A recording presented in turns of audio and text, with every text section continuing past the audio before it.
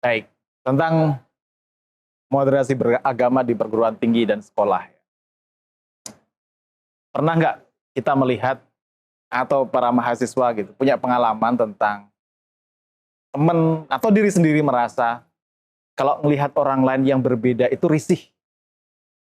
Ada orang, apa itu namanya, kok kerudungnya nggak syar'i, atau sebaliknya, kok kerudungnya menutup semua badan yang kelihatan cuma matanya. Terus kemudian profil mahasiswa semacam itu pulang ke kosannya atau bergaul dengan teman-temannya itu hanya bergaul dan mengikuti kajian dengan orang-orang yang segrup dan sepemikirannya. Yang pada ujungnya melihat orang yang berbeda dengan dia sebagai orang yang satu barangkali dianggap kurang soleh kalau cara berkerudungnya tidak sesyar'i dia, atau kalau gamisnya tidak sebagus dia, gitu. Atau demikian pula sebaliknya, melihat orang yang pakai gamis, rajin beribadah, kerudungnya ketat, itu dianggap sebagai radikal itu, ekstremis itu. Nah, pangkal dari ketiadaan moderasi atau intoleransi dalam konteks kehidupan kampus itu biasanya dari cara berpikir yang tertutup semacam itu. Kita tidak terbiasa untuk untuk bergaul, untuk berbicara dan berdiskusi dan membaca referensi atau orang yang berbeda dengan kita. Sehingga kita gampang sekali menganggap orang yang berbeda dengan kita sebagai orang yang tidak salehkah, yang ekstrimkah, atau dengan label-label yang lain. Nah, agar situasi yang sedemikian itu tidak terjadi di dalam kampus, apa yang perlu dilakukan? Begini, yang dilakukan adalah kira-kira begini.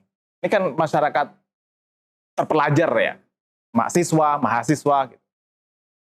Kalau kita hanya dibolehkan untuk membaca satu referensi oleh guru, atau oleh mursyid, atau oleh ustadz, atau oleh pembina kakak tingkat, usahakan untuk membaca buku pembandingnya. Jangan hanya mengandalkan satu referensi buku. Atau kalau di feed video, kalau di algoritma sosial media itu, jangan hanya mengikuti satu cara pandang saja. Kalau misalnya dalam konteks pilpres, jangan hanya calon presiden yang satu saja, tapi juga yang lain. Nah, dengan cara begitu, jadi paling tidak satu, buka pikiran kita terhadap pemikiran yang berbeda.